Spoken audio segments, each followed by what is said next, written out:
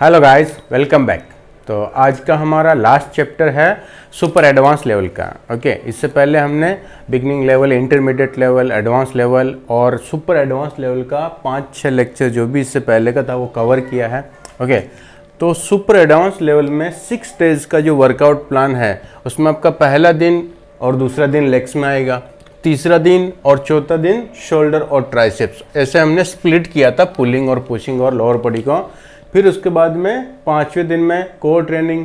Okay, छठे दिन में बैक बाइसेप्स। ओके, अब बैक बाइसेप्स को हम एक ही चैप्टर में कंप्लीट करने वाले हैं। यहाँ पे देखो, शोल्डर को अलग लिया है, चेस्ट शोल्डर को अलग लिया, चेस्ट को अलग लिया है, शोल्डर ट्राइसेप्स को अलग लिया, क्योंकि ये थोड़ा लंबा। लेकिन यहाँ पे बैक बाइसेप में डेड लिफ्ट को हमने निकाल के इसमें डाला है लेग्स में, क्योंकि वो लेग्स का वर्कआउट है। तो यहाँ पे थोड़ा सा अपने पास कम टाइम रहेगा, मतलब एक्सरसाइज कम है, तो हम पूरा बैक और बाइसेप्स को एक साथ में कवर कर सकते हैं। ओके, तो अभी हम चालू करते हैं बैक बाइसेप्स से। आज का जो हमारा ये लास्ट वाला है। अब इसमें देखिए, आप एब्स वाले दिन आपको कार्डियो करना है और चेस्ट वाले दिन कार्डियो करना है, तो 2 क्लास आपका कार्डियो का हो जाएगा और बाकी ये सब एक्सरसाइज का शेड्यूल। ओके, इसमें 5 से 10 रिपीटेशन तक का आपको टारगेट रखना है। बैक बाइसेप्स जब भी हम सुपर एडवांस लेवल पर बैक बाइसेप्स करते हैं तो उसमें बहुत ही हाई इंटेंसिटी वाला परफॉर्मेंस होता है, और जो भी आप एक्टिविटी करते हैं उसका 5 से 10 रिपीटेशन तक के बीच में टारगेट रखना है आपको। अगर कोई भी एक्सरसाइज 10 रिपीटेशन से ज़्यादा आप कर पा रहे हैं, इसका मतलब वो इंटेंसिटी लो है, तो आपको रिपीटेशन की बजाय और उसमें वेट बढ़ाने की ज़रूरत है, इंटेंसिटी बढ़ाने की ज़रूरत है, पाउंडेज बढ़ाएंगे। ओके, और अभी ये देखिए, सबसे पहला एक्सरसाइज जो है पुलिंग मूवमेंट में, हम जब भी बैक बाइसेप्स की बात करते हैं, इसका मतलब बैक में 3 मसल ग्रुप और 3 मेन मसल ग्रुप होते हैं। एक आपका ये वाला एरिया ट्रेपेजियस वाला, इसका काम है ऐसा एलिवेट करना और ऐसा रिट्रैक्ट करना और डिप्रेस्ड करना। ये तो ये वाला एक हो गया पुलिंग वाला। फिर दूसरा आता है ये वाला जो विंग्स वाला एरिया है, लेटिसिमस डोर्सी। कुछ लोग इसको लेट्स बोलते हैं, लेटिसिमस डोर्सी बोलते हैं, विंग्स बोलते हैं। ओके, तो उसके लिए पुलिंग वाला, जितनी भी पुलिंग एक्टिविटी होती है वो सब ये लेटिसिमस डोर्सी के थ्रू होती है। फिर एक होता है आपका स्पाइन और नीचे वाला लोअर बैक। तो लोअर बैक लेग्स का पार्ट है, इसलिए हमने डेड लिफ्ट को लेग्स में डाला है। ओके, तो अभी हमारे को यहाँ पे बैक में 2 ही मेन जो है मसल बैक का टारगेट करना है, एक ट्रेपेजियस वाला एरिया है और एक लेटिसिमस डोर्सी वाला एरिया है।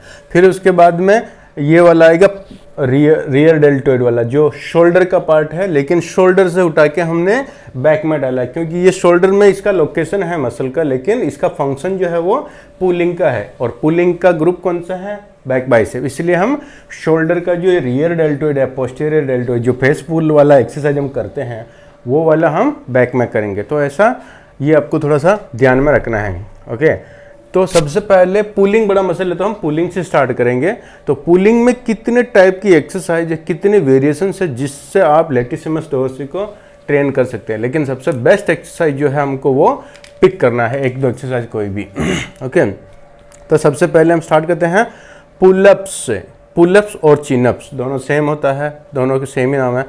ओके, इसमें देखिए अलग अलग ग्रिप होता है। पुलअप्स और चिनअप्स जो हम करते हैं, आपने देखा है जिम में जो वो केज रहता है, स्क्वाट केज रहता है, उसके ऊपर अलग अलग एंगल पे ग्रिप होता है। तो prone grip, supine grip, neutral grip. Okay, ये तीनों टाइप का ग्रिप, तो आप ऐसे भी कर सकते हैं, चिनअप्स या पुलअप्स, ये न्यूट्रल ग्रिप कर सकते हैं, ये प्रोन ग्रिप और ये सुपाइन ग्रिप। अब डिफरेंस क्या है तीनों में, आपको ज़्यादातर ये वाला करना है, ये डिफ़िकल्ट होता है। ओके, इसके कंपैरिजन में ये ज़्यादा डिफ़िकल्ट होता है, क्योंकि जब आप हाथ को ऐसे रखते हैं तो आपका 4 आर्म ज़्यादा काम करता है बाइसेप्स की बजाय। तो ये वाले ग्रिप में जब आप पुलअप्स करते हैं तो आपका असिस्टिंग मसल जो है, असिस्ट करने वाला जो लिम्ब है, ये वीक रहता है। मतलब ये इसमें क्या, 4 आर्म की जो मसल्स हैं, फ्लेक्सर्स और एक्सटेंसर्स, ये मसल्स में इतनी ताकत नहीं होती है जितना आप बाइसेप्स से कंपेयर कर रहे हैं। बाइसेप्स में ज़्यादा लिफ्ट, आपने देखा रहेगा कि आप जब भी बाइसेप कर्ल करते हैं तो जो वेट जाता है उतना वेट रिवर्स कर्ल में नहीं जाता, क्योंकि जैसे ही हम हाथ को ऐसा घुमाते हैं, ये रेडियस चलना जैसे इसे प्रोन पोजीशन से सुपाइन में आता है, ऐसा मूवमेंट होता है, तो ये स्विच होने लगता है। यहाँ पे मसल का मैकेनिज्म चेंज होता है, यहाँ पे बाइसेप्स काम कर रहा है, यहाँ पे थोड़ा 4 आर्म थोड़ा बाइसेप्स, पूरा घुमाए तो ये डोमिनेंटली आपका फोर आर्म। तो जब भी हम ये वाला ग्रिप का पुलअप्स या लेट पुल डाउन कुछ भी करते हैं तो इसमें फोर आर्म ज़्यादा इन्वॉल्वमेंट होता है, लेकिन ये ज़्यादा इफेक्टिव है क्योंकि ये फंक्शनल मूवमेंट है। जब भी हम डेली रूटीन में कोई भी ऐसा क्लाइंबिंग वाला मूवमेंट करते हैं तो इस जोन में, इसको कोरोनल प्लेन बोलते हैं, तो ये कोरोनल प्लेन में ज़्यादा इसका मूवमेंट होता है। ओके, इसलिए आपको हमेशा इसको प्रायोरिटी रखना है। फिर इसके बाद में ये वेरिएशंस ले सकते हैं, ये वेरिएशन ले सकते हैं, ये कभी ले सकते हैं, किस सिचुएशन में वो हम देखते हैं। तो प्रोन ग्रिप आपको समझ में आ गया, ये वाला मेन, तो ये आपका डोमिनेंट होना चाहिए। प्रोन ग्रिप हमेशा, ये हमेशा आपका डोमिनेंट होना चाहिए। सुपाइन ग्रिप मतलब ये वाला, इसमें बाइसेप ज़्यादा काम करता है। ओके, न्यूट्रल ग्रिप ये साइड वाला, तो ये दोनों को अवॉइड कर सकते हैं। ये आपका मेन टारगेट। असिस्टेड, ये चिनअप्स पुलअप में असिस्ट भी आता है, मशीन के नीचे पैड रहता है जिस पे हम घुटने टिका के और मशीन से सपोर्ट लेते हैं। उसमें अलग अलग आप अपनी स्ट्रेंथ के हिसाब से, अपना जितना सपोर्ट चाहिए उसके हिसाब से हम प्लेट का चूज करते हैं। ओके, तो ये असिस्टेड भी नहीं करना है क्योंकि ये बिगनर और इंटरमीडिएट लेवल पे या एडवांस लेवल पे, अभी आप सुपर एडवांस लेवल का अगर आप वर्कआउट करें तो आप ये एक्सपेक्ट नहीं कर सकते कि पुलअप चिनअप में भी आपको सपोर्ट चाहिए। वेटेड, ये अच्छा है, ये इसका एडवांस है। प्रोन जब आप इस ग्रिप में ये वाला करेंगे, प्रोन ग्रिप में वेटेड वाला। तो अगर आप नॉर्मल पुलअप्स कर रहे हैं या चिनअप्स कर रहे हैं, 4-5 रिपीटेशन जा रहा, 6 रिपीटेशन जा रहा या इससे ज़्यादा, जब भी आपको लगता है कि आप 10 रिपीटेशन से ज़्यादा कर सकते हैं तो फिर आपको वेटेड करना है। चेन के थ्रू प्लेट डाल के, आप बेल्ट जो रहता है उसके साथ में बेल्ट और चेन को प्लेट से कनेक्ट करा के आप और अच्छा इंटेंसिटी बढ़ा सकते हैं। ओके, तो किसी भी टाइप की मशीन से सबसे ज़्यादा बेस्ट कौन सा होता है? पुलअप्स होता है, क्योंकि इसमें पूरा बॉडी एक यूनिट में काम करता है। ओके, और स्टेबिलिटी का भी इसमें थोड़ा रहता है, तो पुलअप्स आपका पहला प्रायोरिटी होना चाहिए। ओके, पुलअप्स के जैसा ही एक और होता है रॉप क्लाइंबिंग। रॉप के ऊपर जो हम क्लाइंबिंग करते हैं, ये थोड़ा और ज़्यादा चैलेंजिंग है क्योंकि पुलअप्स में कैसा फिक्स मूवमेंट होता है, लेकिन ये ऐसा हैंगिंग रहता है, तो इसमें और ज़्यादा डिस्टर्बेंस होता है, तो वो ज़्यादा चैलेंजिंग हो जाता है। रॉप क्लाइंबिंग में एक सपोर्टेड होता है, अनसपोर्टेड होता है और वन हैंडेड। तो सपोर्टेड मतलब जब हम रॉप क्लाइंबिंग करते हैं, रॉप के ऊपर चढ़ते हैं तो पैर से ऐसा लॉक करते जाते हैं। एक आपने स्टेप लिया, फिर पैर पे रॉप को पैरों से जकड़ के फिर उससे ऊपर उठ के फिर सपोर्ट ले, तो ऐसे रॉप का जो हम क्लाइंबिंग कर रहे हैं उसमें लेग्स का सपोर्ट लेते हुए कर रहे हैं। और दूसरा होता है अनसपोर्टेड, जिसमें लेग्स जो है उसको हम रॉप के ऊपर टच भी नहीं करते, सिर्फ ऐसा हाथ से क्लाइंब करते जाते हैं। पूरा बॉडी स्ट्रेट रहेगा और ऐसा क्लाइंब करते जाएंगे, लेकिन रॉप से सपोर्ट नहीं लेंगे, लोअर बॉडी के थ्रू। ओके, एक होता है वन हैंडेड, कुछ लोग वन हैंडेड भी करते हैं, तो ये इतना इफेक्टिव नहीं है क्योंकि एक तो बैलेंस नहीं हो पाता है और दूसरा कैसा है, जब हम एक हाथ से पकड़ के फिर से ऊपर जाते हैं, एक स्टेप लेते हैं, तो पैर से सपोर्ट लेना पड़ता है। पैर से नीचे लॉक करेंगे तब भी आप हाथ को छोड़ के ऊपर कर पाएंगे, तो ये एक तरह से सपोर्टेड जैसा ही हो गया, ज़्यादा फर्क नहीं है। तो इसमें आपको कौन सा करना है? अनसपोर्टेड। ओके, ये वाला लेना, अनसपोर्टेड वाला। तो ये अपना पहला हो गया पुलअप्स या चिनअप्स, सेकंड हो गया रॉप क्लाइंबिंग, थर्ड हो गया लेट पुल डाउन। तो लेट पुल डाउन को भी हम अलग अलग ग्रिप में कर सकते हैं। प्रोन ग्रिप कर सकते हैं, ये वाला ग्रिप, ये वाला ग्रिप। लेट पुल डाउन के ऊपर अलग अलग टाइप का ग्रिप वाला हम वो इक्विपमेंट चेंज करते हैं। ओके, तो लेट पुल डाउन में भी आपको ये वाला ग्रिप डोमिनेंट रखना है। और ये जो पुलअप्स है, पुलअप्स कभी कर पाते हैं हम जब हम अपना बॉडी वेट, जितना वेट लेट पुल डाउन पे पुल कर पाते, क्योंकि आप बॉडी को ऊपर पुल करें या वेट को नीचे पुल करें, सेम ही मसल काम करता है।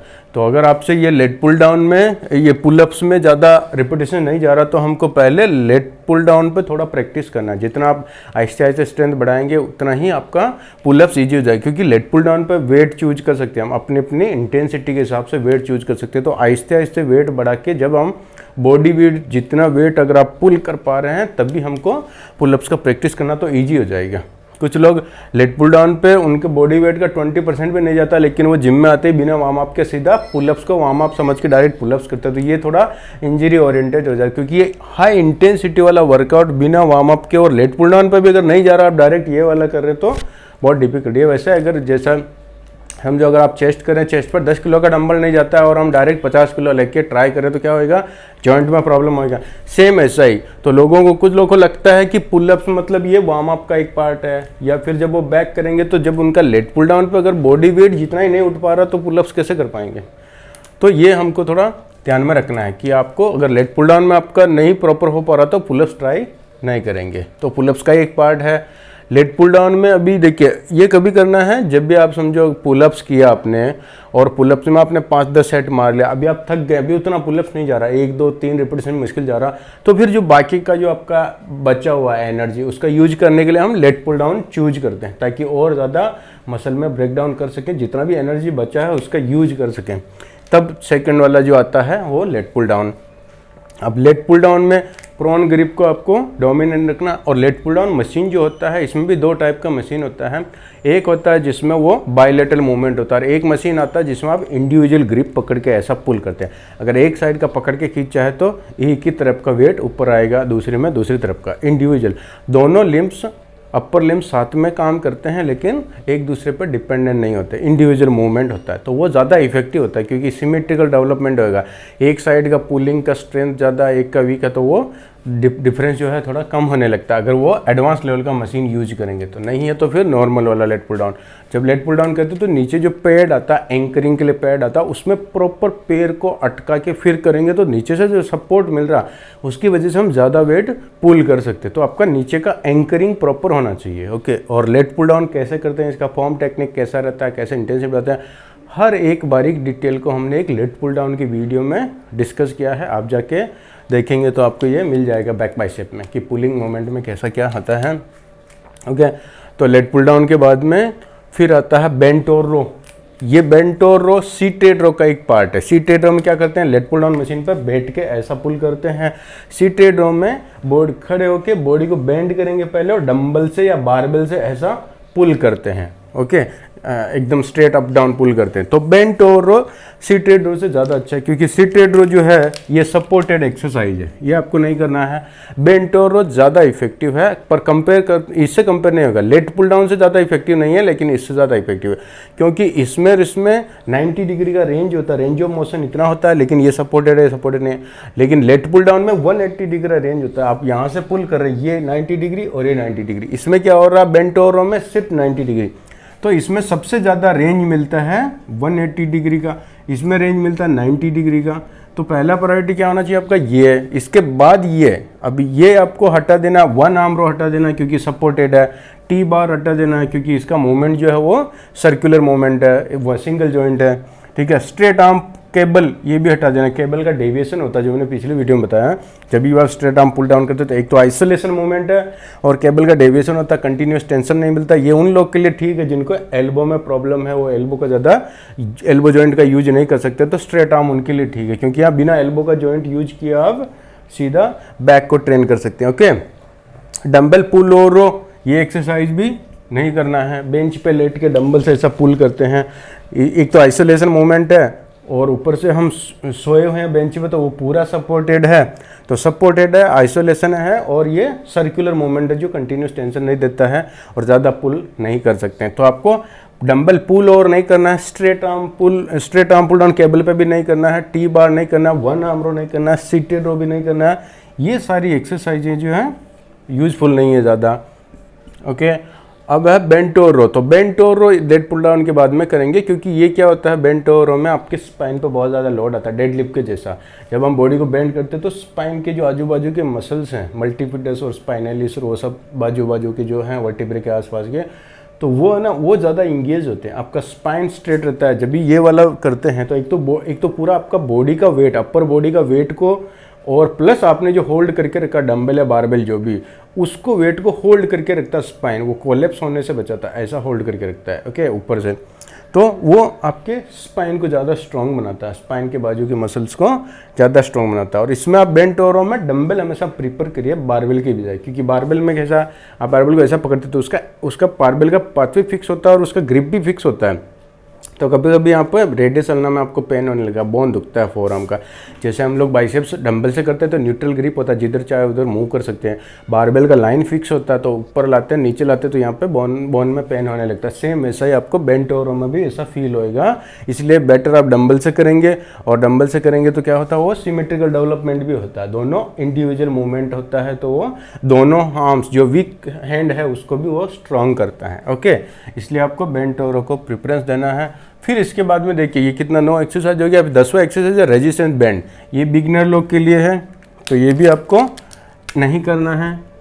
फंक्शनल ट्रेनिंग या घर पे कर रहे हैं या आउटडोर कर रहे हैं, कुछ जुगाड़ नहीं है, तो आप रेजिस्टेंस बैंड के थ्रू कर सकते हैं, लेकिन उतना इंटेंसिटी नहीं हो पाता उसमें। इंक्लाइन बेंच रो ये भी नहीं करना है, क्योंकि ये एक तो इसका पाथवे बराबर नहीं है। बेंच पे लेट के ऐसा इंक्लाइन बेंच पे चेस्ट के ऐसा प्रोन पोजीशन में लेट के पुल करते, तो एक तो डंबल का लाइन जो है वो ऐसा टेंजेंट है, प्रॉपर टेंशन नहीं आएगा। दूसरा ऊपर से हम बेंच पे लेटे हैं तो चेस्ट कंप्रेस हो रहा, तो प्रॉपर ब्रीदिंग नहीं हो पाता और पूरा सपोर्टेड है। इसलिए आपको ये बेंच पे इंक्लाइन बेंच पे लेट के पैर सीधा करके ये वाला भी नहीं करना है। TRX या जिम्नास्टिक ये भी अच्छा है, लेकिन अगर आपके पास जिम में ये वाला ऑप्शन है तो आपको ये नहीं करना। अदरवाइज आप जैसे आउटडोर कर रहे हैं या घर पे कर रहे हैं तो सबसे बेस्ट है, क्योंकि TRX और जिम्नास्टिक पे भी आप पुलिंग वाला पुलिंग चिनअप्स और पुलअप्स कर सकते हैं, लेट पुल डाउन जैसा मूवमेंट कर सकते हैं। ओके, तो ये सबसे ज़्यादा इफेक्टिव है, लेकिन इसका ये सब्स्टिट्यूट अपने पास ऑलरेडी है। ये नहीं है तो ये आपको ये चूज करना, तो ये आपका क्या हो जाएगा, सेकंड ऑप्शन हो जाएगा। ओके, फिर इसके बाद में ये कंप्लीट। अभी देखिए ये 12 एक्सरसाइज है पुलिंग का, तो जो भी एडवांस लेवल का जो लोग परफॉर्म करते हैं, जैसे बॉडी बिल्डर लोग या कोई प्रोफेशनल लोग, वो ऑलमोस्ट सारी एक्सरसाइज करते हैं और 3-3, 4-4 सेट लेते हैं, इसलिए उनका 2-3 घंटा लगता है बैक मारने में। सिर्फ बाइसेप तो भूल ही जाइए, सर्क भूल ही जाइए, सिर्फ बैक मारने में इतना टाइम जाता है। और आप सोचिए उनका 80% एनर्जी कैसे वेस्ट हो रहा है। अगर यही सारा एफर्ट ये इंपॉर्टेंट एक्सरसाइज में लगाएंगे तो अच्छा डेवलपमेंट होएगा, स्ट्रेंथ अच्छा बढ़ेगा, मसल में ज़्यादा हाइपरट्रोफी होएगा, ज़्यादा माइक्रो ट्रॉमा होएगा, तो ज़्यादा प्रोग्रेस होएगा, पुलिंग का स्ट्रेंथ बढ़ेगा। और इसलिए आपको ऐसा फिल्टर करना कि आप सोचिए इतने 10-15 एक्सरसाइज में से 1-2 एक्सरसाइज फिक्स किया कि ये प्रॉपर एक्सरसाइज है, सबसे ज़्यादा इफेक्टिव। इसमें अगर आप 100% दे रहे हैं तो आपको 80-90% मिलेगा वापस रिटर्न में। ये सब में आपका एनर्जी और टाइम जाएगा, लेकिन आपका जो रिटर्न है वो 20%, 15%, बहुत पुअर एक्सरसाइज है। ओके, हर एक एक्सरसाइज का कुछ ना कुछ फ़ायदा होता है, लेकिन आपके पास इतना अच्छा ऑप्शन है तो हमेशा हम बेस्ट ऑप्शन चूज करते हैं। ओके, तो ये अपना पुलिंग का हो गया। अब इसके बाद में है श्रक्स वाला। Okay, shoulder shrugs. तो श्रक्स, कुछ लोग शोल्डर जो श्रक्स करते हैं उनको लगता है कि ये शोल्डर का पार्ट है, तो कुछ लोग इसको शोल्डर में भी लेते हैं। जब श्रक्स करते हैं तो शोल्डर का एक्सरसाइज करते टाइम श्रक्स करते हैं, जबकि ये बैक का एक्सरसाइज है। ये वैसा ही सीन है जैसा जब आप लेग्स करते हैं, तो लेग्स और डेडलिफ्ट दोनों सेम है, दोनों में सेम मसल काम करता है। तो डेडलिफ्ट जो है वो लेग्स का पार्ट है, बैक का पार्ट नहीं है। लेकिन ज़्यादातर लोग बैक बाइसेप वाले दिन डेडलिफ्ट लेते हैं, उनको लगता है कि डेडलिफ्ट बैक में आता है, ऐसा नहीं है। सेम वैसा ही श्रक्स जो है वो भी बैक का पार्ट है, क्योंकि इसका काम क्या है, पुलिंग का, और जितनी भी एक्सरसाइज पुलिंग का काम कराती है वो बैक में आएगा। ओके, अब इसमें श्रक्स जब हम करते हैं तो इसमें कितने ऑप्शन है देखो आप। श्रक्स को हम डंबल से कर सकते हैं, ओके, बारबेल से कर सकते हैं, प्लेट से कर सकते हैं, केटलबेल से, ओके, केबल से, मशीन से और बैंड से। बैंड से नहीं करना है क्योंकि इसमें ज़्यादा इंटेंसिटी नहीं है। श्रक्स बहुत ही सॉलिड मसल्स होता है, ये आपके लेग्स और डेडलिफ्ट जैसा लिफ्ट कर सकते हैं वेट, ये वाले मसल ग्रुप जो जितने भी आते हैं इसमें। तो आपको हमेशा ध्यान में रखना कि इसमें एकदम लाइट वेट के साथ में नहीं करना कि आप 50-50 रिपीटेशन मार रहे हैं एक प्लेट पकड़ के 15 या 20 किलो का, या केटलबेल पकड़ के, या बैंड के साथ में, ऐसा नहीं। ज़्यादा ड्यूरेशन बढ़ता है सेट में, रिपीटेशन ज़्यादा होता तो जो केमिकल बायो प्रोडक्ट होता है लैक्टिक एसिड और हाइड्रोजन आयन, उसकी वजह से वो फीलिंग आता है ऐसा कि बर्न हो रहा है, लेकिन वो एक्चुअली में मसल ब्रेकडाउन नहीं हो रहा, वो केमिकल की वजह से बर्निंग सेंसेशन फील होता है, लैक्टिक एसिड बन जाता है, तो वो पीएच लेवल बढ़ा देता है। तो अभी आपको क्या करना, बैंड नहीं करना है, मशीन पे नहीं करना है, क्योंकि मशीन पे कोई भी आप एक्सरसाइज कर रहे हैं तो वो इतना इफेक्टिव नहीं होता है। और मशीन की बजाय आपके पास बेस्ट ऑप्शन क्या है, डंबल। डंबल के साथ में करेंगे, जब तक जिम में मैक्सिमम डंबल अवेलेबल है, 100 किलो का, 80 किलो जो भी है, वहाँ तक ये करेंगे। जब डंबल आपका कैपेसिटी से ज़्यादा डंबल नहीं है तो आपको बारबेल पे शिफ्ट होना है, क्योंकि बारबेल पे आप जितना चाहे प्लेट लगा सकते हैं। और ये नॉर्मल प्लेट वाला हटा देना है, क्योंकि कुछ लोग ऐसा प्लेट हाथ में लेके डंबल करते हैं। आप ये प्लेट जो 25 का, 20 का, जो भी मैक्सिमम प्लेट रहेगा, एक एक प्लेट पकड़ के श्रक्स मारते तो वो इतना इफेक्टिव नहीं होता। ओके, केबल पे भी नहीं करना है, क्योंकि केबल पे प्रॉपर मूवमेंट नहीं होता है और ज़्यादा वेट नहीं मिलेगा आपको। ठीक है, केटल बेल तो भूल ही जाइए, क्योंकि ये तो बिगनर लोग के लिए। तो अभी क्या बचा है, डंबल प्लस बारबेल। डंबल पहला प्रायोरिटी होना चाहिए, लेकिन डंबल में जब वेट खत्म हो गया जिम में, इससे ज़्यादा नहीं है, तो आपको बारबेल पे शिफ्ट होना है। बारबेल पे हमेशा क्रॉस ग्रिप पकड़ेंगे, ऐसा वाला ओके। ये क्रॉस ग्रिप में क्यों ऐसा है, उसका भी रीज़न है कि क्रॉस ग्रिप में लॉक अच्छा होता है, खुलता नहीं है, ग्रिप छूटता नहीं जल्दी। ओके। और 2-3 एक्सरसाइज है जिसमें आप सब स्ट्रैप्स यूज़ कर सकते हैं, वेट लिफ्टिंग स्ट्रैप्स। इसमें से एक हो गया आपका डम्बल, ये स्ट्रक्स वाला करते हैं, जहाँ पर भी मैक्सिमम वेट होल्ड करके आपको हाथ को होल्ड करके रखना, वहाँ पे आपको स्ट्रैप्स यूज़ करना है, ताकि आपका असिस्टिंग मसल जो है प्राइम मूवर से पहले थकेगा नहीं तो कभी कभी ऐसा होता है कि आप कोई भी एक्सरसाइज कर रहे हैं, जिस मसल को टारगेट करके कर रहे हैं, वो मसल के थकने से पहले जो होल्ड करने वाले मसल है वो थक जाते हैं। इसकी वजह से हमको वेट को रखना पड़ता है, सेट को रोकना पड़ता है, क्योंकि असिस्टिंग मसल वाले जो काम करने वाले जो मसल्स हैं वो पहले ही थक जाते हैं। इसलिए आपको ध्यान में रखना कि अगर आप स्ट्रैप्स यूज करेंगे तो क्या होएगा, जब तक आपका मेन मसल्स का थकावट नहीं हो रहा, उसमें फटिग नहीं आ रहा, तब तक आपका हाथ थकेगा नहीं। तो जैसे डेडलिफ्ट हो गया, उसमें आप स्ट्रैप्स यूज करिए, स्ट्रक्स में करिए। ओके। ऐसे कुछ पर्टिकुलर एक्सरसाइज बेंट ओवरों में कर सकते हैं। बेंट ओवरों में अगर आप मैक्सिमम मारें डंबल के साथ में, बारबेल के साथ में, तो वहाँ भी कर सकते हैं। तो इस तरह से ये आपको करना। स्ट्रक्स, ये अपने पास स्ट्रक्स में ज़्यादा ऑप्शन है, जैसे इसमें अलग अलग लेवल का, ये मतलब अलग अलग वेरिएशंस है, लेकिन स्ट्रक्स में ज़्यादा वेरिएशंस नहीं है, तो इसका ज़्यादा सेट लेना आपको, 5 से 10 सेट तक, वो हम डिसाइड करेंगे बाद में, पर इसका ज़्यादा सेट लेना क्योंकि इसका एक ही एक्सरसाइज है। ओके। ऐसा नहीं कि आप जिम में जा रहे हैं स्ट्रक्स करें तो आपने पहले बारबेल से 10 सेट कर लिया, फिर डंबल से 10 सेट कर लिया, ऐसा नहीं।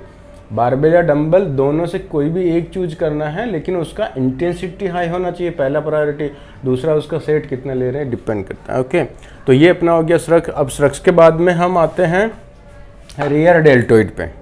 पोस्टीरियर डेल्टोइड जिसकी हम बात कर रहे हैं, ये आपका शोल्डर का मसल है, लेकिन इसका फंक्शन जो है पुलिंग का है, इसलिए हम इसको बैक में करते हैं, इसमें शोल्डर में नहीं। ओके।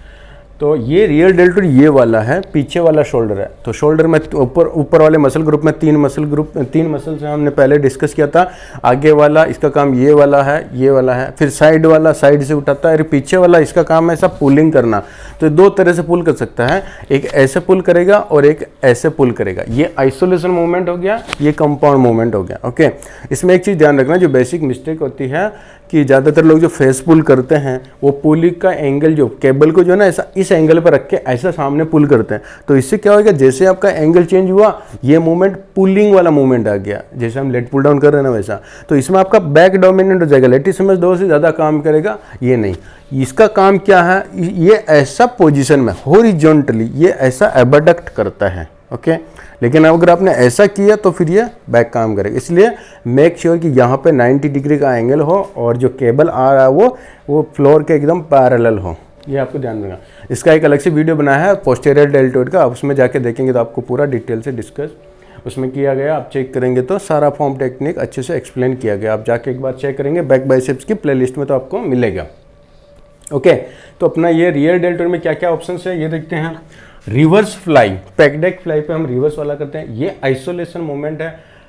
तो अब अगर आपके पास कंपाउंड मूवमेंट अवेलेबल है तो आप आइसोलेशन नहीं करेंगे, तो इस एक्सरसाइज को हम कंपाउंड मूवमेंट में कर सकते हैं। आइसोलेशन में क्या होगा, ये तो एक तो ये ऑकवर्ड पोजीशन है, इससे ज़्यादा पीछे जाता नहीं, खींचने लगता है। दूसरा, आइसोलेशन मूवमेंट में हम ज़्यादा वेट लिफ्ट नहीं कर सकते हैं। तीसरा, वो सपोर्टेड है जब आप बैठ के कर रहे हैं। ओके। तो आपको क्या करना है, रिवर्स फ्लाई की बजाय इसको केबल पे लेना। इसमें सबसे ज़्यादा जो बेस्ट ऑप्शन है वो है केबल का। ओके। फेस पुल केबल के साथ में ये वाला करना है। इसमें आप बैठ के भी कर सकते हैं, खड़े होके भी कर सकते हैं। जब ये वाला खड़े होके करेंगे तो मेक श्योर कि जो केबल का पुली आ रहा है वो एकदम फ्लोर के पैरेलल हो, उसका एंगल। पुली को ऐसा सेट करना शोल्डर की हाइट के लेवल पे, ताकि आप जब सीधा खींचेंगे तो एंगल चेंज नहीं होगा। दूसरा, जब हम खड़े होके खींचते हैं तो इतना वेट नहीं उठा पाते हैं, क्योंकि जैसे आप ज़्यादा वेट लेंगे तो बॉडी आगे जाएगा। तो हमको कुछ ऐसा चाहिए सपोर्ट के लिए, ऐसा कुछ रह जाए। तो या तो ऐसा कोई ऑब्जेक्ट होना चाहिए जिसमें आप पैर लगा के उसको मतलब फिक्स करके एंकरिंग करके आप खींचेंगे, या फिर बेस्ट ऑप्शन है बेंच पे बैठ के आगे सामने पैर रख के पुल करेंगे तो ज़्यादा वेट लिफ्ट करेंगे, क्योंकि आप रजिस्ट कर पा रहे हैं ना इसको। आप ये केबल अपने को उधर की तरफ पुल कर रहा है, लेकिन हम उससे रजिस्ट करके ज़्यादा वेट पुल कर सकते हैं। तो ये आपको देखना है। ओके। तो केबल हो गया। बारबेल प्रोन ये नहीं करना है। प्रोन मतलब बारबेल का ऐसा बॉडी को बेंट ओवर की पोजीशन में लेके आपका टोर्सो ना पैरेलल टू फ्लोर रहेगा, फिर उसके बाद में डंबल से या बारबेल से पुल करते हैं। लेकिन ये उतना इफेक्टिव नहीं है, क्योंकि इसमें ज़्यादा आपका थक जाएगा, पोजीशन की वजह से थक जाएगा। तो आपको बारबेल प्रोन नहीं करना। TRX रिवर्स फ्लाई नहीं करना, क्योंकि इसमें प्रॉपर मूवमेंट नहीं होता TRX में, क्योंकि आइसोलेशन मूवमेंट है। ओके, TRX में वो थेरा बैंड की तरह ऐसा खींचता नहीं है, लेंथ नहीं बढ़ता है, तो वो मोमेंट प्रॉपर नहीं होगा। तो आपको सिर्फ आइसोलेशन करना पड़ेगा, और जब आइसोलेशन करेंगे तो बॉडी आगे जा रहा है ऐसा। ओके, तो ये भी प्रॉपर मोमेंट नहीं है। बैंड से भी नहीं करना है, क्योंकि ये बैंड से एकदम इतना इंटेंसिटी आपको नहीं मिलेगा ज़्यादा।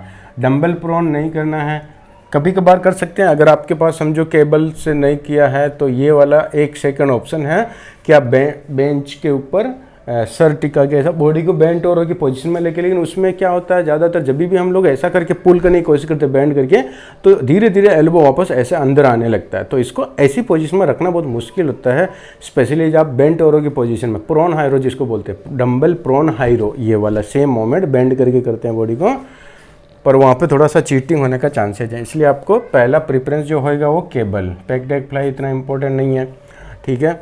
तो अभी केबल के साथ में हम इसको ट्रेन करेंगे। तो अभी इधर हम एक्सरसाइज चेक करते हैं कि कौन कौन सा एक्सरसाइज हमको लेना है बैक में, बाइसेप्स का और बाद में अभी बचा हुआ अपना बाइसेप्स का बाद में देखते हैं।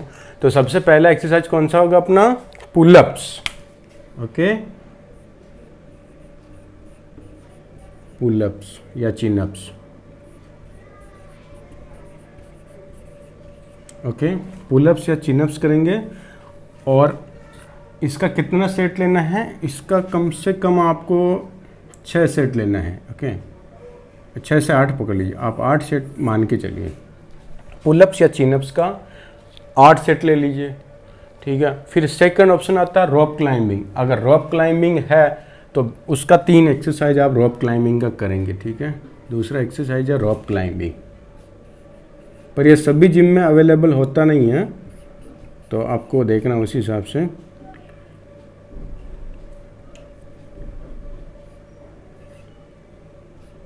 रॉप क्लाइंबिंग, इसका आपको 4 सेट लेना है, ठीक है। फिर इसके बाद में क्या आ रहा है, lat pull down. Third exercise जो है वो lat pull down. Okay, lat pull down का आपको 5 सेट लेना है। तो ये जो सेट है, ऐसा जरूरी नहीं कि आपको फिक्स इसमें चिपकना है, 1-2 सेट ऊपर नीचे होगा चलेगा, 5 की जगह 4 कर सकते हैं, 6 कर सकते हैं, ऐसा कुछ नहीं। आपके ऊपर कि आप जब जिम में आ रहे हैं तो आपका माइंड कैसा है, आपका फूड लास्ट वाला मील कैसा रहा है, कितने एनर्जेटिक हैं, कितने सोए, सारी चीज़ें इसको अफेक्ट करता है। तो जब आप फ्रेश एनर्जी के साथ रहेंगे तो 1 सेट ऊपर नीचे कर सकते हैं, उससे कुछ फ़र्क नहीं पड़ता है, ठीक है। ये तो एक रैंडम एवरेज बता रहा हूँ आपको, इससे 1-2 ऊपर या नीचे रहेगा तो चलेगा, ठीक है। और बेंट हो, जब भी कोई भी एक्सरसाइज में हम चार्ट बनाते हैं, अगर उसका इतना सेट दिया तो ज़रूरी नहीं कि उधर ही आपको चिपके रहना है, आप थोड़ा सा उसमें फ्लेक्सिबल हो सकते हैं। ओके, अब बेंट, इसके बाद में आता है बेंट और रो। तो बेंट और रो भी इंपॉर्टेंट एक्सरसाइज है, तो हम एक ऐड कर लेते हैं बेंट और रो का। ओके, ये भी बैक का इंपॉर्टेंट एक्सरसाइज है, अनसपोर्टेड है, इसलिए बेंट और रो का आप ले लीजिए 5 सेट। ओके, तो अब ये हो गया। अब इसके बाद में कुछ बचा ही नहीं इसमें। तो पुलिंग वाली एक्सरसाइज में हमारे पास 4 एक्सरसाइज है, पुलिंग का जितना मूवमेंट करते हैं, और चारों के चारों मोस्ट इफेक्टिव है, अनसपोर्टेड है। ओके, ये वाली अनसपोर्टेड, ये अनसपोर्टेड है, ये अनसपोर्टेड है। ये लेट पुल डाउन जो है ये प्रोन इसमें करना है, सपोर्टेड है। तो ये 4 एक्सरसाइज आपको करना है। अब ध्यान रखिए, ये जो भी कर रहे हैं आप, ये सब जो है ना कौन से ग्रिप में करना है, ये तीनों, ये तो क्लाइंबिंग का तो फिक्स रहता है, न्यूट्रल ग्रिप रहता है, इसको आप प्रोन ग्रिप में करेंगे। ओके, प्रोन ग्रिप, और बेंट और को इधर प्रोन ग्रिप करेंगे। महीने में कभी कभार एक बार अगर आपने ये ग्रिप ले लिया, ये ग्रिप ले लिया चलेगा, लेकिन आपका डोमिनेंट ये ग्रिप होना चाहिए। ओके, तो ऐसा नहीं कि आपको ये ग्रिप इसमें मेंशन किया तो आपको यही ग्रिप पकड़ना है, कभी कभार चेंज कर सकते हैं, लेकिन dominant, we are talking about dominant जी। ओके, तो ये हो गया आपका। अब इसके बाद में आता है श्रग्स। तो श्रग्स में तो अपने पास ज़्यादा वेरिएशन नहीं है, तो एक ही वेरिएशन है, ये 5वां श्रग्स लेते हैं। श्रग्स में आपको डंबल, आपका पैरा प्रायोरिटी होना चाहिए, shoulder shrugs. Okay, shoulder shrugs में क्या लेना है, 10 सेट आपका, इसको पकड़ के चलिए, मिनिमम 10 सेट, ठीक है। डंबल आपका पहला प्रायोरिटी होना चाहिए, second barbell, second, first, okay mention कर रहा हूँ मैं। फर्स्ट प्रायोरिटी, जब ये डंबल पूरा लिमिट खत्म हो जाएगा, वेट ज़्यादा नहीं है, तो फिर आपको बारबेल पे शिफ्ट होना है। डंबल को कैसा न्यूट्रल पोजीशन में रख सकते हैं, हाथ में पेन नहीं होगा। ओके, और ये अपना हो गया है। अभी देखिए ये अपना बैक खत्म हुआ, अभी हमको क्या करना है, रियर डेल्टोइड भी अभी इसमें बाकी है। तो रियर डेल्टोइड शोल्डर का एक कोई भी लेंगे, कौन सा लेंगे हम लोग, केबल। ओके, छठा अपना हो गया है रियर डेल्टोइड का फेस पुल, इसको फेस पुल बोलते हैं। ओके, फेस पुल बाय केबल। इसका ये बहुत इंपॉर्टेंट एक्सरसाइज है, इसका आपको 10 सेट लेना है, क्योंकि ये एक्सरसाइज जो है हमारे पास ज़्यादा इसका वेरिएशंस नहीं हम कर रहे हैं। मेन जो इफेक्टिव एक्सरसाइज है वो एक ही है, इसलिए इसका ज़्यादा सेट आपको करना है। ओके, तो कितनी एक्सरसाइज होगी, 6 एक्सरसाइज तो ये हो गई। ठीक है, अभी हम क्या करते हैं, बाइसेप्स के ऊपर चेक करते हैं बाइसेप्स का क्या सीन है। तो ये अपना हो गया बैक का, आपको बहुत ज़्यादा वेरिएशन की ज़रूरत नहीं है। अब आते हैं हम बाइसेप्स पे। तो बाइसेप्स में देखिए बाइसेप्स कर्ल, ठीक है, hammer curl, reverse curl, okay, preacher curl, incline dumbbell curl और कंसंट्रेशन कर्ल। इसमें से आपको क्या करना है, एक तो ये हटा देना है कंसंट्रेशन कर्ल, क्योंकि आइसोलेशन मूवमेंट है, कंटिन्यूस टेंशन नहीं देता, ज़्यादा वेट लिफ्ट नहीं कर सकते और ऊपर से सपोर्टेड भी हम बैठे हुए हैं। इंक्लाइन डंबल ये भी आपको हटा देना है, कुछ ज़्यादा चेंज नहीं है इसमें। प्रीचर कर्ल ये इंपॉर्टेंट है, बाइसेप्स कर्ल इंपॉर्टेंट है, हैमर और रिवर्स कर्ल, ये हैमर कर्ल को हटा देना है, उसके पीछे रीजन है, बताता हूँ मैं क्यों ये हटा देना है। रिवर्स कर्ल एक थर्ड ऑप्शन है। तो अपने पास एक्सरसाइज का बाइसेप्स में 3 वेरिएशन हमको लेना है। ओके, अब देखिए बाइसेप्स कर्ल जो है ये मेन इंपॉर्टेंट एक्सरसाइज है, क्योंकि हम सुपर एडवांस लेवल का कर रहे हैं। तो आपका वैसे नॉर्मली इंटरमीडिएट और एडवांस लेवल पे जब हम जितना भी पुलिंग वाला एक्सरसाइज करते हैं उसमें आपका बाइसेप्स का अच्छे से ट्रेनिंग हो जाता है हेवी वेट के साथ में। लेकिन यहाँ पे टारगेट कैसा, प्रोफेशनल लेवल पे ये लोग जो भी सुपर एडवांस लेवल का वर्कआउट करते हैं वो उनका डेफिनेशन वैसे होना चाहिए, तो उनको थोड़ा ज़्यादा एक्सरसाइज चाहिए आर्म्स के लिए भी। तो हम क्या करेंगे, एक बाइसेप्स का लेंगे कोई भी सेट। तो बाइसेप्स में बहुत सारे वेरिएशंस होते हैं, आप अलग अलग तरीके से, बारबेल, डंबल, केबल, रोप, ये वो दिस दैट। पर आपको क्या करना है, डंबल को पहला प्रायोरिटी देना है, ये वाला। अब इसमें केबल ज़्यादा बेटर रहता है, पर दोनों का अलग अलग फ़ायदा है। केबल कैसा, बायलैटरल मूवमेंट है, ओके, और केबल में कंटिन्यूस टेंशन आता है। लेकिन डंबल आइसोलेटरल मूवमेंट है, केबल में उसका बारबेल फिक्स रहता है, डंबल में हम डंबल को न्यूट्रल रख सकते हैं। और डंबल में जो ये वाला मूवमेंट करना है, आगे वाला ऐसा रख के नहीं करना, ऐसा न्यूट्रल, ऐसा यहाँ आएगा, फिर साइड में रखना डंबल को। तो ये क्या फंक्शनल मूवमेंट है, आपके 4 आर्म को भी ट्रेनिंग मिलता है। जो रेडियस अल्ना को घुमाने वाले मसल्स हैं इनको भी ट्रेनिंग मिलता है। अगर आप डंबल को पकड़ेंगे ना जब भी बाइसेप्स के लिए, तो इसको बीच में नहीं पकड़ना, थोड़ा सा टॉप पे पकड़ना है। ओके, तो इसका भी पूरा एक मैंने वीडियो बनाया कि ये डंबल बाइसेप्स कैसे करते हैं, बाइसेप्स का प्रॉपर फॉर्म टेक्निक कैसा रहता है। आपने देखा रहेगा ज़्यादातर लोग जिम में जो बाइसेप्स करते हैं वो उनका नॉर्मल रहता है, डंबल को बीच में पकड़ते हैं और डंबल को आगे की तरफ रखते हैं और सीधा ऐसा बाइसेप मारते हैं। ऐसा नहीं, आपको क्या करना है, पहला चीज़ है साइड में रखना है डंबल्स को, दूसरा है डंबल को ना ऐसा टॉप से पकड़ना, डंबल नीचे ज़्यादा रहना चाहिए। तभी जब भी आप ऐसा घुमा रहे हैं तो जो ये मूवमेंट हो रहा है, ये मूवमेंट में भी आपका कोई मसल काम कर रहा है, तो उस मसल को लोड आएगा तभी जब आपका डंबल टॉप से पकड़ेंगे। तो ऐसे घुमाएंगे तो इस मसल पे लोड आएगा। अगर आपने डंबल बीच में पकड़ा है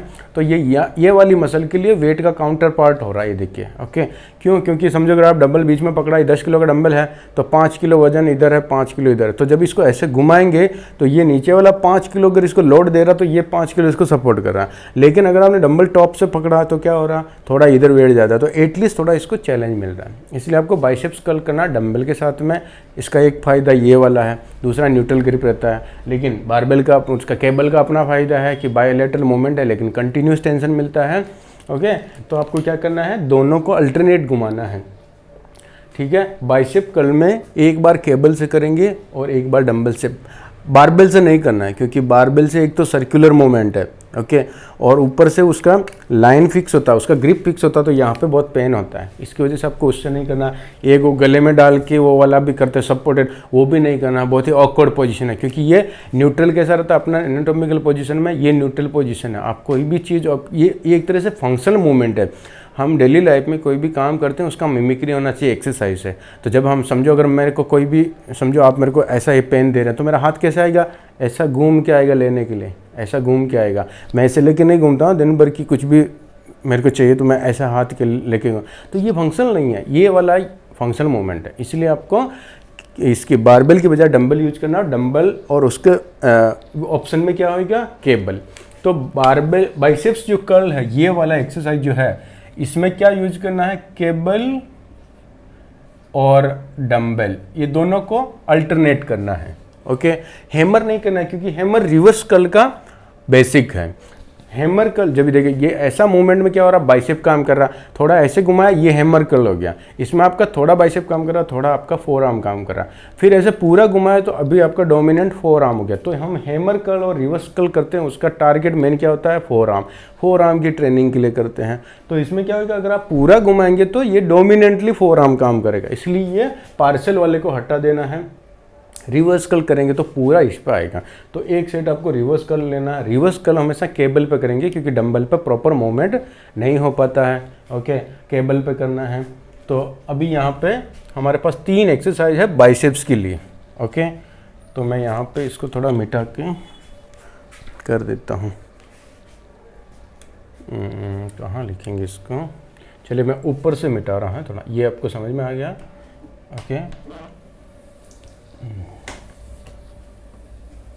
ओके, 3 एक्सरसाइज जो है मैं यहाँ पे लिख देता हूँ। ओके, तो अपना छठा ये हो गया। अब मैं यहाँ पे 7वां एक्सरसाइज पुल कर रहा हूँ। ओके, इसी सीक्वेंस में 7वां एक्सरसाइज। ओके, इसी सीक्वेंस में 7वां एक्सरसाइज कौन सा होएगा, बाइसेप्स कर्ल। बाइसेप्स कर्ल किसके साथ करेंगे, केबल और डंबल, दोनों को अल्टरनेट करना। एक बार बाइसेप्स करेंगे तो केबल के साथ, दूसरा वाला डंबल के साथ में। ओके, कितना सेट लेना इसका आप 6 सेट पकड़ लीजिए। ओके, फिर इसके बाद में कौन सा आएगा, प्रीचर कर्ल, सेकंड वाला जो है 8वां अपना हो जाएगा प्रीचर कर्ल। ओके,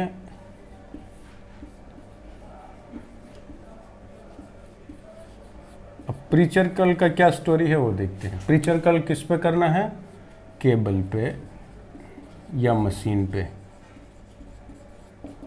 केबल या मशीन। इसका कितना सेट करना है, 6 सेट करना है। ओके, और इसके बाद में चलिए पहले लिख लेते हैं, ये हो गया प्रीचर कर्ल। इसके बाद में रिवर्स कर्ल। ओके, 9वां एक्सरसाइज हो जाएगा अपना रिवर्स कर्ल। रिवर्स कर्ल किस पे करना है, केबल पे। ओके, इसका भी 6 सेट ली, तो 18 सेट आपका आर्म्स का हो गया। अब ये ध्यान में रखिए कि प्रीचर कर्ल जो है, प्रीचर कर्ल में ऐसा मशीन आता है जिसमें क्या होता है, हाथ का जो एंगल है बाइसेप करते टाइम एंगल ऐसा रहता है, शोल्डर का ऐसा फ्लेक्शन होता है, शोल्डर फ्लेक्स मोड में रहेगा। ओके, उसके पीछे रीजन है, हमको प्रीचर कर्ल क्यों करना चाहिए जो बाइसेप कर्ल करें। बाइसेप्स कर्ल हम जब भी करते हैं तो हमारा जो ये बाइसेप्स का जो मसल है, ये बाय आर्टिकुलेट मसल है। ये इस जॉइंट को क्रॉस किया यहाँ पे, इधर ये एल्बो को फोल्ड कर रहा, इस जॉइंट को क्रॉस किया यहाँ पे, एल्बो को, शोल्डर को ऐसा ऊपर उठा रहा, शोल्डर का फ्लेक्शन कर रहा है। ओके, तो शोल्डर फ्लेक्शन और ये एल्बो फ्लेक्शन। ओके, ये 2 फंक्शन है। तो ये, लेकिन ये बाय आर्टिकुलेट मसल जब भी काम करते हैं, दोनों में से एक साइड में एक ही बार काम करेगा डोमिनेंटली। अगर मैंने इसको इधर काम दिया तो इधर काम नहीं करेगा, इधर दिया तो इधर काम नहीं करेगा। लेकिन ये बाइसेप मसल के नीचे एक और मसल है। ओके, ये बाइसेप ब्रेक का हो गया, ये ब्रेकियोलियस करके एक मसल है, वो सिंगल आर्टिकुलेट है, वो सिर्फ एक जॉइंट को क्रॉस किया तो वो भी एल्बो का फ्लेक्शन कराने में इस मसल को हेल्प करता है। लेकिन ये बड़ा मसल है तो उसके ऊपर इतना लोड नहीं आने देता। तो हम अगर उस डीप मसल को ट्रेन करना है बाइसेप का स्ट्रेंथ बढ़ाने के लिए, तो क्या करना पड़ेगा, ये मसल को रोकना पड़ेगा उसको सपोर्ट करने के लिए। तो ऐसा क्या होगा, प्रीचर कर्ल का जो एंगल होता है ऐसा होता है, वो मशीन पे ऐसा हाथ रख के हम लोग करते हैं, राइट, ऐसा वाला। तो जैसे आपका शोल्डर फ्लेक्शन में मोड, फ्लेक्शन इस एंगल पर आया तो क्या हो गया, फ्लेक्शन किसने करवाया, बाइसेप ने। तो बाइसेप यहाँ एंगेज हो गया, अब बाइसेप इधर इतना काम नहीं कर पाएगा, तो ये डीप मसल जो है वो डोमिनेंट हो जाएगा। इसीलिए हम प्रीचर कर्ल करते हैं कि प्रीचर कर्ल में एल्बो जॉइंट पे जो डीप मसल है ब्रेकियोलियस, उसको काम देने के लिए बाइसेप्स बड़े मसल को इधर इंगेज करा के ये मूवमेंट कराते हैं। इसलिए आपको प्रीचर कर्ल करना आवश्यक है सुपर एडवांस लेवल पे। अदरवाइज वो कहीं ना कहीं तो इन्वॉल्व होता है उसका, लेकिन इस लेवल पे हमको थोड़ा स्पेसिफिक करना है हर एक डीप मसल्स को। तो ये अपना प्रीचर का रिवर्स कर्ल फोर आर्म के लिए होता है, हैमर कर्ल पार्शियली होता है, इसलिए हमको एक रिवर्स कर्ल भी लेना है। तो अभी देखिए आप कितना एक्सरसाइज हो गया, 1 2 3 4 5 6 7 8 9 9 एक्सरसाइज में हम सुपर एडवांस लेवल पे पूरा वर्कआउट ख़त्म कर सकते हैं अच्छे से 1-1.5 घंटे में। और यही अगर आप पूरा जितना भी कचरा पट्टी है सारा लेंगे तो आपको 3 घंटा भी वर्कआउट करेंगे तो सारी एक्सरसाइज कवर नहीं होगी और थक भी जाएंगे और रिजल्ट वैसा पॉजिटिव नहीं आएगा, क्योंकि बहुत सारी एक्सरसाइज है जो इतनी इफेक्टिव नहीं है मैकेनिकल बायोमैकेनिकल एंगल से अगर आप देखेंगे तो वैसा नहीं है। तो आपको हर चीज़ को देखना है कि कौन सा इफेक्टिव कौन सा नहीं। ऐसे अगर आप सेलेक्टेड एक्सरसाइज करेंगे तो ज़्यादा अच्छा रिजल्ट मिलेगा। ओके, तो ये अपना बैक बाइसेप्स खत्म हो गया है। ओके, अभी ये 7वां दिन जो है, 7वां दिन आपका रेस्ट वाला डे है। रेस्ट वाला डे क्यों है? क्योंकि हमने पूरा एक वीक इतना एक्सरसाइज किया तो ब्रेन को थोड़ा सा रेस्ट चाहिए। आपका सीएनएस सेंट्रल नर्वस सिस्टम जो इतना फंक्शन कर रहा था उसको थोड़ा सा ब्रेक चाहिए। तो इस दिन आप चाहें तो स्ट्रेचिंग कर सकते हैं, क्योंकि स्ट्रेचिंग में ज़्यादा एफर्ट लगाने की ज़रूरत नहीं, वो और रिलैक्सेशन वाला एक्सरसाइज है। स्ट्रेचिंग करके थोड़ा बॉडी में रिलैक्स होता है। ओके, तो ये आप चाहें तो 7वें दिन थोड़ा स्ट्रेचिंग कर सकते हैं, आधा घंटा 1 घंटा, नहीं करेंगे तो भी चलेगा। और हर एक एक्सरसाइज के पहले वार्म अप जरूरी है फुल बॉडी, और उसके बाद में स्ट्रेचिंग जरूरी है। फुल बॉडी स्ट्रेचिंग और फुल बॉडी वार्म अप करना नहीं भूलें। कोई भी एक्सरसाइज कोई भी फिजिकल एक्टिविटी आप कर रहे हैं, ओके, इस तरह से। और रिपीटेशन का ध्यान रखिए, 5 से 10 रिपीटेशन। स्पेशल पॉपुलेशन इसको फॉलो ना करें, क्योंकि इसमें क्या होगा, कुछ कंडीशंस होती है जो उनकी डॉक्टर की परमिशन के बाद ही वो लोग फॉलो कर सकते हैं। तो ये थोड़ा कॉम्प्लिकेटेड है, तो वो बिना परमिशन के डॉक्टर की नहीं करेंगे ये। ओके, ये अपना हो गया। तो अभी सुपर एडवांस लेवल का हमने पूरा कवर कर लिया। तो हमारी ये सीरीज में बिगिनिंग लेवल पे जो नया नया जिम ज्वाइन किया उनको कैसे एक्सरसाइज करना है, इंटरमीडिएट लेवल पे कैसा एक्सरसाइज करना है, एडवांस लेवल पे कैसा चार्ट रहेगा, सुपर एडवांस लेवल पे कैसा रहेगा, ये सारा हमने कवर कर लिया। अभी नेक्स्ट टॉपिक हम कुछ अलग से बनाएंगे। ओके गाइज, तो आज के लिए इतना ही। Thank you so much.